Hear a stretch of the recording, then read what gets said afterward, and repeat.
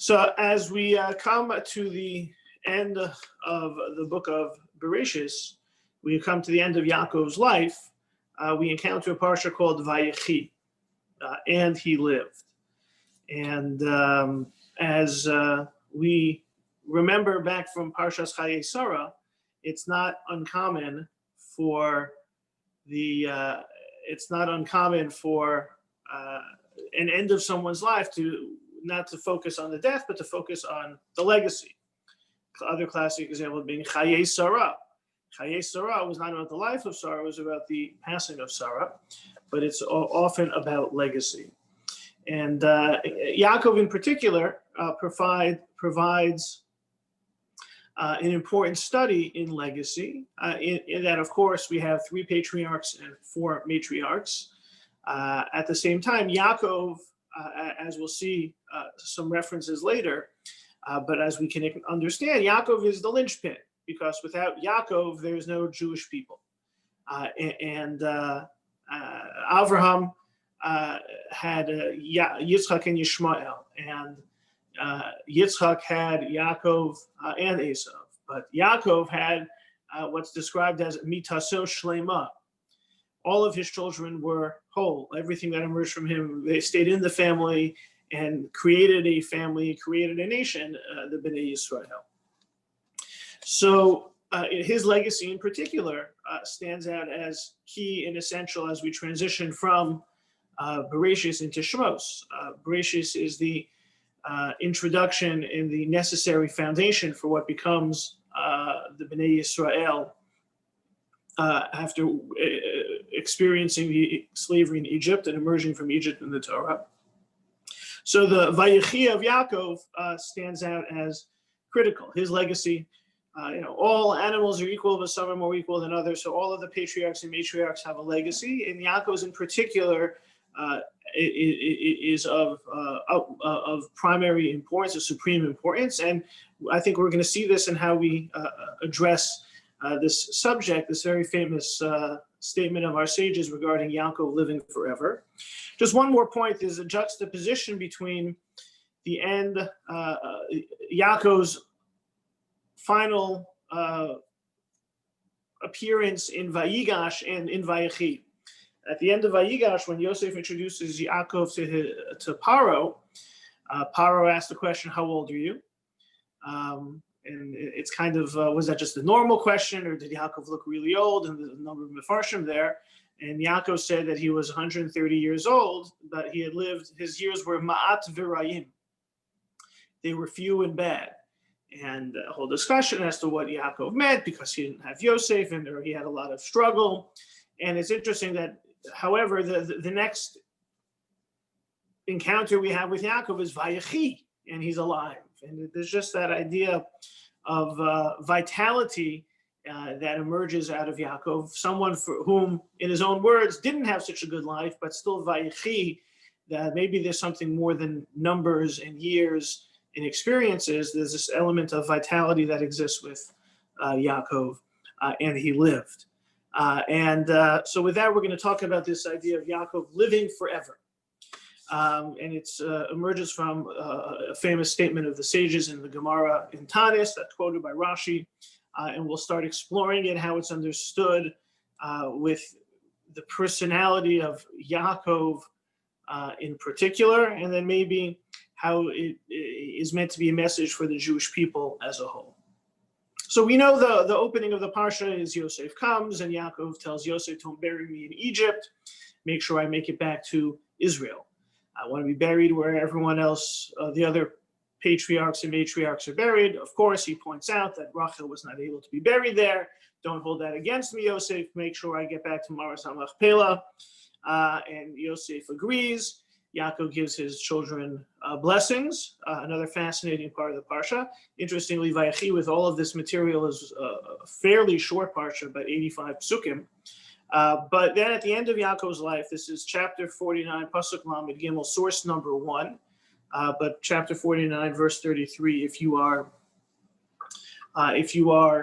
following the Chumash. Vayechal Yaakov litzavos es banav. Yaakov finished giving instructions to his sons. Vayesof raglav el hamita, Vayigva vayeyasef el amav. That Yaakov, then he drew his feet into the bed, breathing his last, he was gathered to his people. Right, so at the end of Yaakov's life, he finished the blessings, all of his affairs are in order. He dies. However, as Rashi points out, source number 2, Umiso lo nemrabo. It doesn't say anything about Vayamas. It doesn't say that he died. So where is Yaakov's death? And so therefore, as Rashi points out, this leads to the idea that Amar Rabosenu Yaakov Avinu lo mes. Jacob, our father, is not dead. Okay, so on the one hand, it seems that he died at the end of his life. He finishes his affairs. He, lies down in the bed. It doesn't say the words he dies, but what happens next is that he gets buried. So, it's kind of obvious what's going on here. They're not burying someone who's alive. But it's true. It doesn't say the word mace. So what's going on? Yaakov Avinu lo mace. So how are we meant to understand this? So anyone would like to share how they understand this? Whether if you want to unmute and just say it, or you want to type it in the chat. On some level, I think that we're brought up not to be so bothered by this. The Yaakov, we know Yaakov's dead, and the rabbis mean something else. So what else can they possibly mean? Yes. With reference to Yaakov. Can you hear me? Well, but he gets buried, so doesn't that mean he has to die? So what does it mean he didn't die? Well, can you hear me? Yeah. Oh, well, it's very interesting. He doesn't really die, because in the Jewish world, he lives through his children, and Am Yisrael. Okay, and good. He lives with that. In fact, it's my favorite Gemara is Sotah, in talking about the burial and what Yosef did for Yaakov in Egypt, that all the kings came and put their crowns on the coffin of Yaakov. I mean, he was an unbelievable. His name Yaakov and the whole number. So I don't think he really died. He's with us every morning. Right, every afternoon. All right, so it doesn't mean literally he didn't die, but Yaakov's with us, right? Janet also, he's alive in us, right? We're clearly the descendants of Yaakov, or specifically definitely of Bnei Yisrael. So we have this idea that, for the most part, it doesn't bother us when it says Yaakov didn't die, because of course he died, but if there's a legacy, then a person is not really completely gone. Just that idea in terms of the whole Yaakov Yisrael component. We've mentioned before that Yaakov has his name changed to Yisrael, but he's still called Yaakov. And I've always understood this, that Yaakov refers to the person Yaakov, and Yisrael refers to a more eternal Israel relating to the Jewish people. And so if you follow from the time that Yaakov's name is changed to the end of the Torah, whenever it mentions Yaakov, it's talking about Yaakov. Whenever it mentions Yisrael, we can also understand that as referencing the eternal vitality or the eternal element of Yaakov's role in creating the Bnei Yisrael. And it's an interesting exercise to go through each Yaakov and each Yisrael, to see Yaakov as a person and Yisrael as the concept or as encompassing the Jewish people for all time. It's almost like in the book of Esther, they talk about that anytime it says Hamelech, the king, it doesn't have to refer to the person Achashverosh, it's referencing a certain divine element that's found in the book of Esther. Because Purim, believe it or not, Purim, just 2 months away. The name, we're familiar with the fact that God's name doesn't appear in the book of Esther, and many understand that Hamelech gets us thinking about the role that God plays in the story, even though God's name isn't mentioned. So Yaakov, Yisrael. Yaakov is the Yaakov, and Yisrael isn't the person Yaakov. It's the element of the eternal Jewish people. But here it talks about Yaakov, and Yaakov Avinu lo mes. It's Jacob who doesn't die. Based on that type of a rationale, it should say Vayichal Yisrael litzavos es banav. So there's something here about the legacy. But what about this idea that Yaakov didn't die? How could that be understood? So we look at a couple of approaches of Mefarshim to this concept within the person Yaakov, and then we're going to extend it outwards to some messages that maybe this description of Yaakov not dying may have, on the larger scale. So we're going to start with the Orach Chaim, right? Yitzchak ibn Attar, often a more spiritual approach. So source number 3. So here we encounter, here is the source of the statement in Tanis that our father Jacob did not die. All right, so this, just like Rashi, if death had taken possession of him, he would not have retained control long enough to be able to put his feet back into his bed.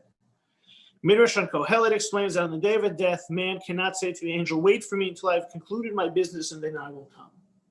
So for the Orach Chaim, who often has a more spiritual or mystical approach, it's actually, this idea of Yaakov not dying is describing a certain element, a certain description of a very important characteristic of Yaakov's righteousness, right?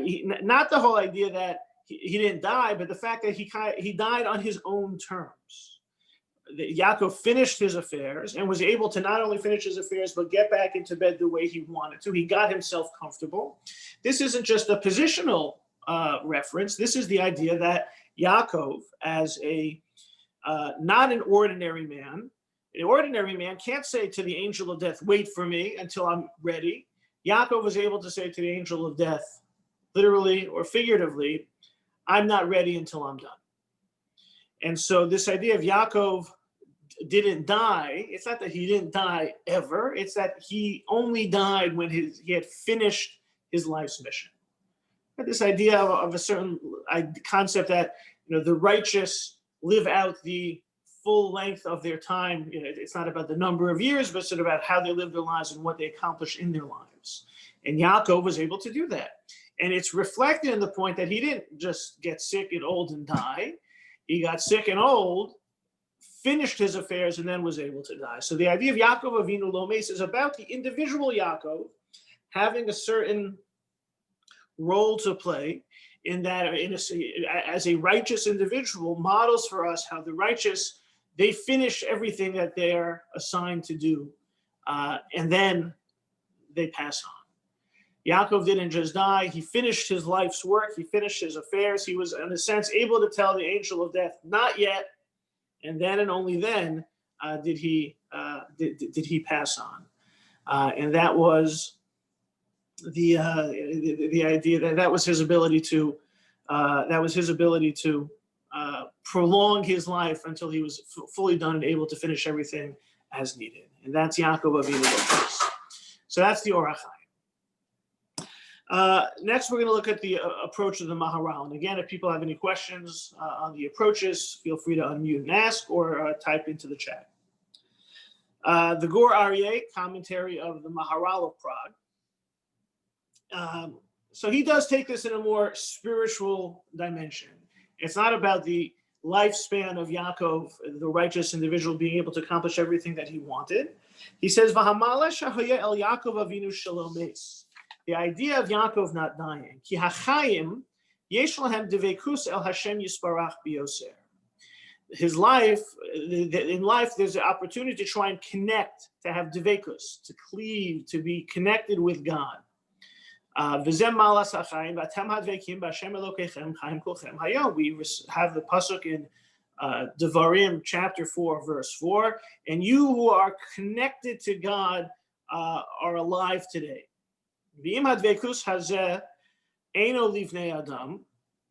And sometimes people don't have this God awareness or God infusion or connection.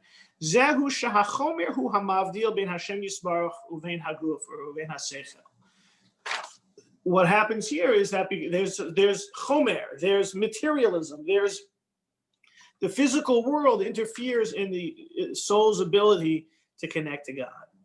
Avol Yaakov nifrad min haguf. Yaakov was separate from the body.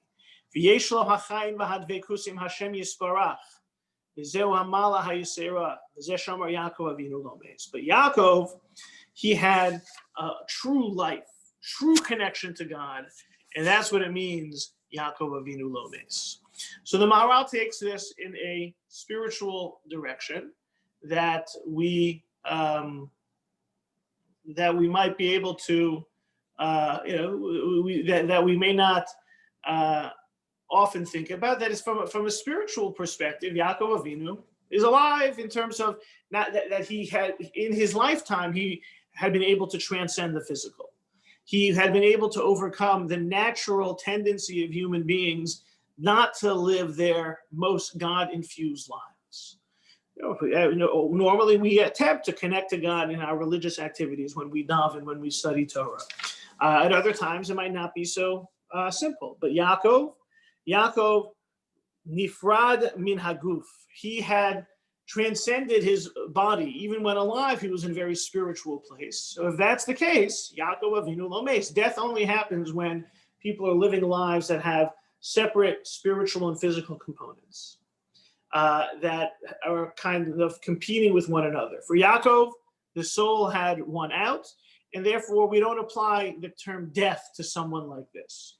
So, while the Orach Chaim looked at it as Yaakov Avinu, he died, but he died in a sense on his own terms because of his high level of achievement. He finished everything before dying, and a lot of people don't finish everything. So yes, Orach Chaim, Yaakov died. The Gur Aryeh, the Maharal, is also saying, in a sense, Yaakov died, but we don't use the word die for someone like Yaakov. There's a certain holiness that that our greatest have, where they're able to accomplish spiritually achieve very high levels, and therefore when they die, they're not. We don't use the term. We don't use the term die for them. Okay, it's with the Maharal, we often encounter the Maharal utilizing these terms of what are called Chomer and Tzura. This idea that Chomer is the world and Tzura is how we shape the world to be the best that we can be. And Yaakov had done that, and therefore he transcended usual categories, and therefore he did not die. All right.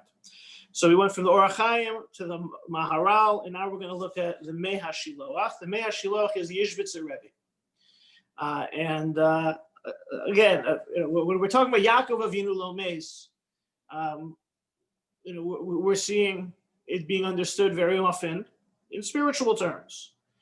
We had the Orach Chaim who looked at it, he got his life together and he accomplished everything he was meant to accomplish. And we saw the Maharal taking it to on the spiritual level, of things. Let's see how the Mei HaShiloach takes it further. Vayasef raglav el hamita. Right. So this is that verse that he gathers his feet onto the bed. Yaakov Avinu lo meis. The Gemara says Yaakov didn't die. Source number 5. Ha'inyan bazeh ki inyan misa hu hishtanus ha'adam me'olam hazeh li'olam haba. Death is where the person transitions from this world to the next. V'Yaakov kolosan shanim shaya b'Mitzrayim hit'imu Hashem yisbarach tipa chayim me'en olam haba. And Yaakov, during his time in Egypt, had been able to experience through the grace of God a drop of what it's like to live in the world to come. Al kein nemar alav lo meis ki lo nishtana b'moso klum. Similar to Maharal, but a little bit further, since he had reached the spiritually elevated level of Olam Haba, so when he died, it didn't really make that much of a difference. You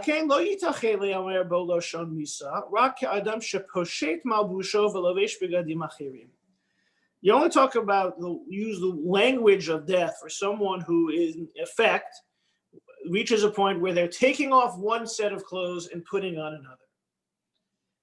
The idea, which is just an interesting insight into how the Yishbitzer Rebbe presents how people should look at death. What is death? What happens in death? You may have heard about there's an animated movie called Soul. It's a Disney. It's one of those Pixar movies, but it's basically about the neshama. You can watch it yourselves. I happen to have watched it about an individual who has an accident and falls and dies, and the soul is going to where the soul goes, but doesn't want to stay there. Wants to get back to earth. It happens to raise a whole bunch of interesting theological questions from whichever theology you're approaching, just the whole idea of death and the afterlife. But on some level, the person is the person, and you, in a sense, the way they present the soul is almost having shed the physical body. It's like a suit, and therefore, the soul remains. So that's how the Ishbitzer Rebbe is describing death. You take off the suit, and you then are dressed differently. But that didn't happen to Yaakov, because Yaakov was complete. He was already in his spiritual suit. He didn't have to take off a suit and put on another suit. V'zeu hamala hayaser v'zeh inyan hapasuk az yibaka keshachar orech. This is a verse in Yeshaya, the book of Isaiah. Yibaka hem osios Yaakov v'gam osios kavua v'havein. So this idea of Isaiah 58:6, where the pasuk is describing, this is actually the Haftorah of Yom Kippur, where that when the person does the right thing, then shall your light burst forth like the dawn, and your healing spring up quickly. Right? This is describing that people are not only supposed to be religious, but caring about other people, acts of chesed, the famous Yom Kippur Haftorah. So it's talking about that's when your light shall burst through like the dawn. Right, so that's considered a spiritual accomplishment. But the word Yibaka has the same letters as Yaakov, and also the same letters as Kavua, which means set and established. The Havein, think about this. Right, that's the classic ending of a Hasidic interpretation. Think about what this means. Okay, we can think of all we want, but what in a sense the Ishbitzer is taking a little bit further the Maharal's approach to this. For the Maharal, Yaakov Avinu was very connected to God, so therefore death doesn't really apply in the same way. Okay, the Mei HaShiloach is looking at this, that Yaakov presents a spiritual ideal in that he had, in his life, he was already living a kind of olam haba existence even in this world. This world, there was no distinction between the two. He was in his olam haba uniform, even in olam hazeh, didn't have to change clothes or anything like that. And this is in fulfillment of what we are taught in terms of living the good life allows us to shine forth in terms of illuminating the world. Yibaka is for Yaakov. Yaakov taught us this lesson. Kavua, this is the kind of permanent state we are all striving to achieve, which is a very Hasidic idea of trying to take what applies to Yaakov. None of us can be like Yaakov, but what applies to Yaakov can hopefully inform us of what we should be striving to do, to live lives where our default setting is one where we are striving to reach greater heights, whether it be greater heights of connection to God, or as the prophet Yeshaya is saying, greater heights in our connections to other people. That's how we taste olam haba, even in this world, in terms of our mitzvos and our interactions. We'll look at one other spiritual interpretation of this. And again, any questions, feel free to ask or type into the chat. This is Rabbeinu Bachya, and it's in English, source number 6. So hold the idea. Well, why was it important to him where he is buried? I think let's come back to that because we're going to talk a little bit about this. We're looking at some of these exalted interpretations, and I think we're going to get back to earth, literally and figuratively, when we look at the next source. Yes, Elliot. you mentioned that, and then Yaakov went on.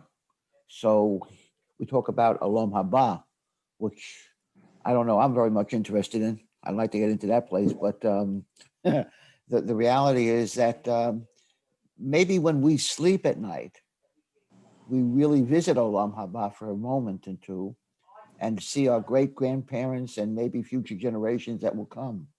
I mean, what I was wondering, is there anywhere there in reference that tells us really what Olam Haba really is? Right.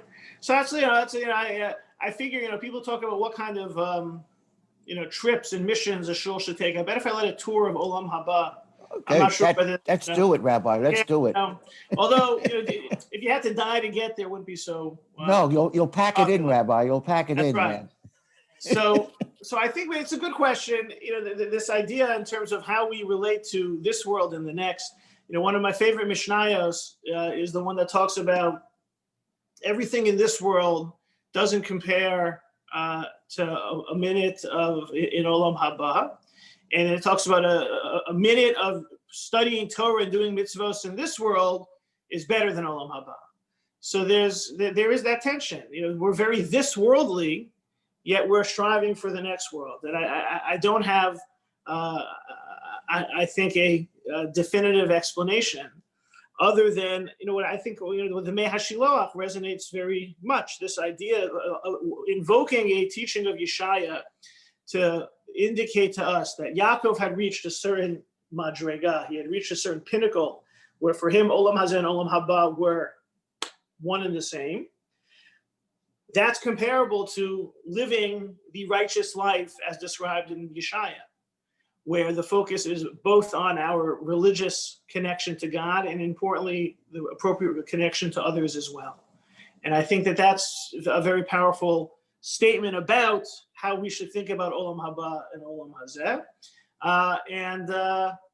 And even though we don't really know exactly what it looks like, it gives us something to think about. It gives us some kind of a perspective. Yes. But you'll have to wait another time for the tour. So let's take a look at Rabbeinu Bachya, where we must therefore understand the statement of our sages.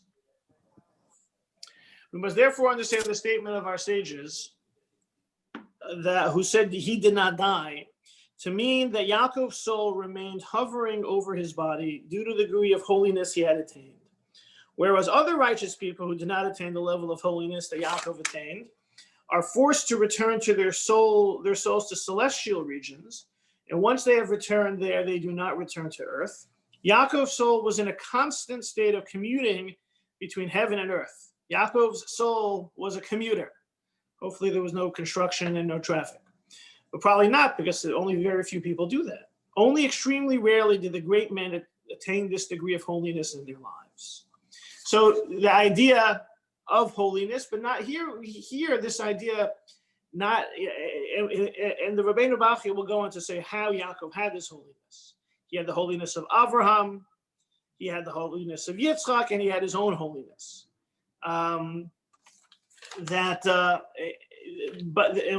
the idea that, in particular, low mace is the idea that there's a connection between us, our world, and the spiritual world, and that Yaakov, in particular, had this. And just like some even righteous people don't have that same back and forth, Yaakov's influence continues to have back and forth. And if we see the bottom line of this first page, the practical demonstration of Yaakov's personal holiness was the fact that all of his children followed in his footsteps and embraced his outlook on life. For all these reasons, we find that God himself is referred to as Kadosh Yaakov, the Holy One of Yaakov. And we don't find such an expression, Holy One of Avraham, Holy One of Yitzchak. This idea of Kadosh Yaakov, the idea, we say it also, Tzur Yisrael, we say before the Shemona Esrei every day, this idea that we're seeing, that Yaakov has a special role to play, as we pointed out at the very beginning. But this idea of the influence of Yaakov on the spiritual realm going back and forth, and in particular, what set Yaakov apart from the other patriarchs, the fact that his entire family followed in his footsteps. This idea of that we called before mitaso shlema, his bed was complete, and that all of those who had emerged from him were around him at the time of his passing. He had kept the family together. And again, this idea of there being a not only about the connection between the individual and God that matters, but the connection between the individual and others, as expressed in the verse from Yeshaya, as reflecting this, and as expressed here. The idea that made Yaakov unique was that he kept his family together. So this last source uses Yaakov as a springboard for a whole conversation as to this idea of the spiritual impact of our patriarchs beyond their lifetime, in terms of there being a real spiritual impact that their souls have. And there are a number of Gemaras that, obviously Agadas, legends, stories that talk about the idea of invoking the merit of the patriarchs. Famous one at the time of the destruction of the temples, that the prophet went to Avram and to Yitzchak and to Yaakov and asked them to pray, and ultimately they declined because the Jewish people had sinned. And this is the Midrash, which ends very famously that only Rachel mivakal baneha, that Rachel cried for her children, and therefore Vishavu banim ligvulam, that people will return. The children will return to their border. So, this idea of there being, kind of a continued spiritual influence, a genuine influence being felt, that we learned that idea from Yaakov. And Yaakov had a special kind of easy pass approach, getting back and forth, because of, that's what it means, Yaakov Avinu lo mes. That's what it means that Yaakov did not die. So, so far we have looked at a number of spiritual explanations, reasons for Yaakov Avinu lo mes, also some spiritual lessons of how Yaakov Avinu lo mes, what that might tell us, that might teach us. What I wanted to then pivot to with the remaining sources, and I think also we'll get to Janet's question of why burial was so important to him, is that we're going to move away from this being all about Yaakov, and how it also may relate, how it might also teach us something about how it connects to, what some lessons for Yaakov's descendants. And to do that, we're going to look at the original source in the Gemara where this Yaakov Avinu lo mes comes from. So it's a Gemara in Tanis 5b, source number 7. Rav Nachman and Rav Yitzchak haviyasve v'sudasa. Rav Nachman and Rabbi Yitzchak were having a meal. Amalei Rav Nachman Rav Yitzchak lema mar milsa. So Rav Nachman said to Rav Yitzchak, so let's say a Dvar Torah, right? So have a Dvar Torah at the meal. Amar le hachi Amar Rabbi Yochanan ein masichin besuda shema yakim kana levesh v'yali desakana. So Rav Yitzchak responded that Rav Yochanan had a teaching: don't talk during a meal because you might choke. Right? We have all heard the expression, don't talk with your mouth full. Exactly. Not only it's a Talmudic expression, and then we're afraid that the food will go down the food that was meant to go into the esophagus. You will go and have the trachea, right? The Shema Yakdim Kana Leveshet. For those who are familiar with the whole, the Gemara where it talks about where on Pesach you're supposed to lean to the left. It talks about this idea also. And even though that technically is not really necessarily a problem of leaning to the left with regards to that, that's the explanation given. We're worried that you might choke. So give a Dvar Torah, no Dvar Torah, because you're not supposed to talk during the meal, even though he quoted that as a Dvar Torah.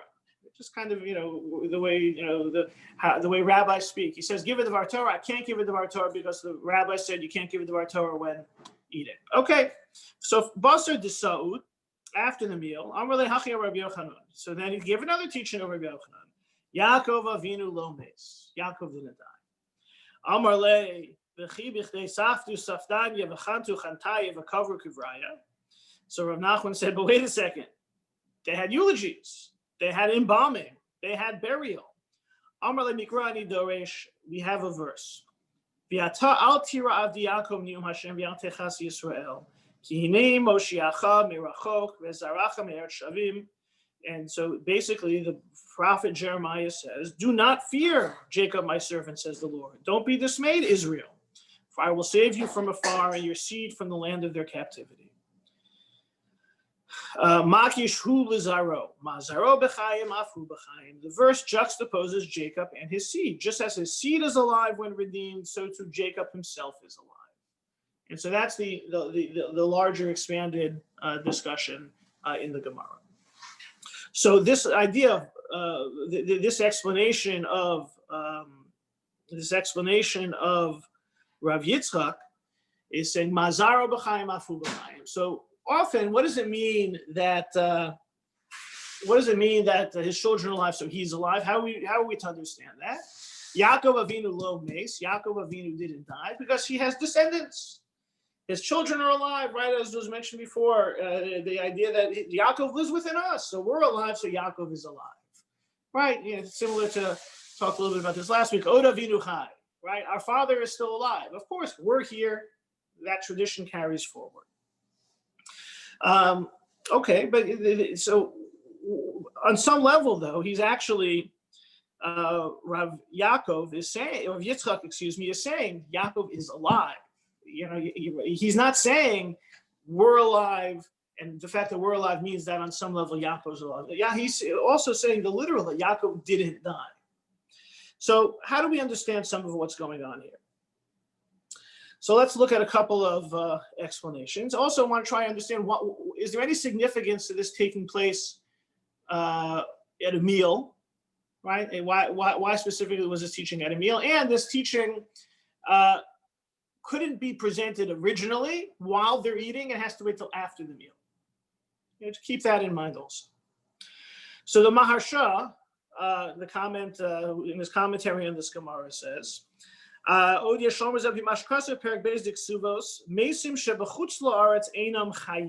you die in the diaspora, you will not be resurrected.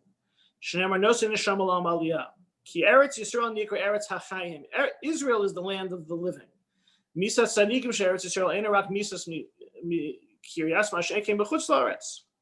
It's one thing dying in Israel. It's not like dying in the diaspora. Death is a natural occurrence. And this is the idea that they have to somehow, those who pass away in the diaspora at the time of the resurrection will have to kind of roll through the various tunnels to get there. This is one of the midrashim in vogue for those who want to be buried in Israel, for trying to encourage people to be buried in Israel. Yaakov Avinu lo meis, devadai Avram Yitzchak shemesu be'eretz Yisrael chayim hem gavam misasan, ki shemesu be'eretz Yisrael. Avram Yitzchak died in Israel. Aval Yaakov Avinu shemesu b'chutz la'aretz, right? Yaakov died in Egypt, outside of Israel. Hayil abadin lomer de'eno chai kamosa. Maybe on some level Yaakov can't be resurrected the same way because he died in the diaspora. Never, it says afu chai. No, it is as if he died. He didn't die.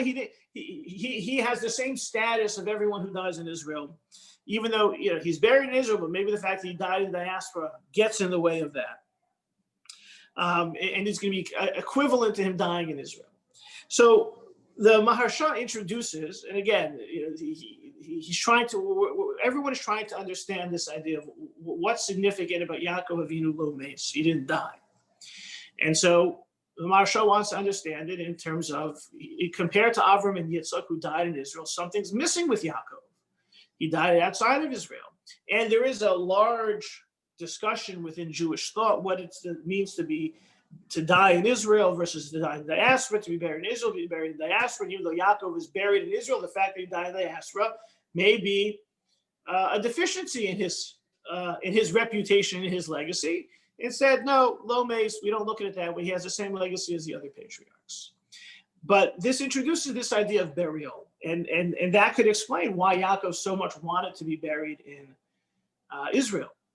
This idea that on an eternal level, on a spiritual level, it's critical to be buried in Israel. Even with all of his spiritual accomplishments, at the end of the day, people may end up, as the Maharsha says, right? People could talk a little smack against Yaakov for dying in the diaspora. So at the very least, he had to be buried in the right place so that his overall spiritual legacy would be viewed as equaling out with the Avram and Yitzchak. And this Gemara wants to point out that Yaakov deserves the benefit of the doubt, that even if he didn't die the same way as Abraham and Isaac in Israel, he still has a very high and important legacy. So the Maharsha is the one who introduces this. The Maharsha is the one who introduces the concept of burial into the discussion. And yes, Elliot, that is those who like to have some earth of Eretz Yisrael included in the grave, no matter where they're buried. They have those little packets that are available for people to utilize. That's the direction the Maharsha goes in. This idea of Mazaro B'chaim, Afu B'chaim, the Rambam, in his understandably rational approach to this, when discussing burial, says that we learn something very significant about the righteous from this. Rambam, source number 9, Avel 4:4. Markings are made on the graves. A tombstone is placed on the grave. For the righteous, by contrast, a tombstone is not placed because their words will cause them to be remembered. A person will not need to visit in the cemeteries. So the Rambam, pointing about the idea of having a matzeva, feels that the righteous don't need a matzeva. Righteous people, they don't need a tombstone. They don't need that marker because they have their words, or one could say their words live on in their students. They're beginning to understand this mazaram b'chaim, afu b'chaim. Their children live, their students live, their teachings live. You don't even have to have a grave, a stone, a marker for the grave of the righteous because they are automatically going to be remembered. And this, in some of the commentaries on the Rambam, they talk about that clearly with regards to the different approaches in terms of how to look at the visiting of the visit, what the Rambam means about not need to visit the cemeteries, the different approaches in Jewish law. The Vilna Gaon, Rav Soloveitchik was not a fan of this idea of visiting cemeteries very often, although once he lost his wife, he did visit her grave regularly. But for here, what we see that is that our Gemara about Yaakov Avinu not dying is about the legacy, very practically speaking. And when it comes to graves, the Rambam has a halachic detail that graves of righteous don't need markers because they have a legacy. And because of that legacy, that's what lives on.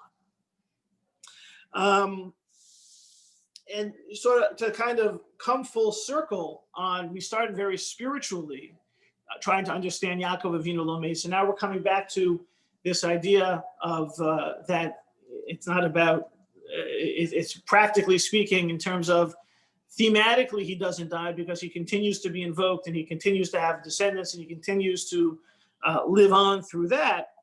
Very simply, there's a pasuk that's earlier on in the parsha that becomes part of a very commonly recited prayer when he's blessing Ephraim and Menashe, source number 10. Hamalach hagoel osimi kara yivareches hanarim v'yikarevahem shemi. The angel that protected me should bless the lads, and in them may my name be recalled. Right? He's saying that my name will live on. Yaakov Avinu Lomeis. Invoking Yaakov doesn't die. It's almost there's so much spiritual interpretation and lesson and meaning that is understood from Yaakov Avinu Lomeis and providing us with a spiritual challenge to live up to that standard that emerges from Yaakov Avinu Lomeis, that maybe we can go back to the practical side of things. As the Gemara concludes, his children are alive and therefore he is alive. And also, Yaakov Avinu said it himself. I'm not going to die because you're always going to be talking about me. You're going to invoke my name constantly and consistently when blessing my descendants. So we've, strove for the heavens, which was the quick, easy commute that Yaakov's soul was able to continue to have even after his passing.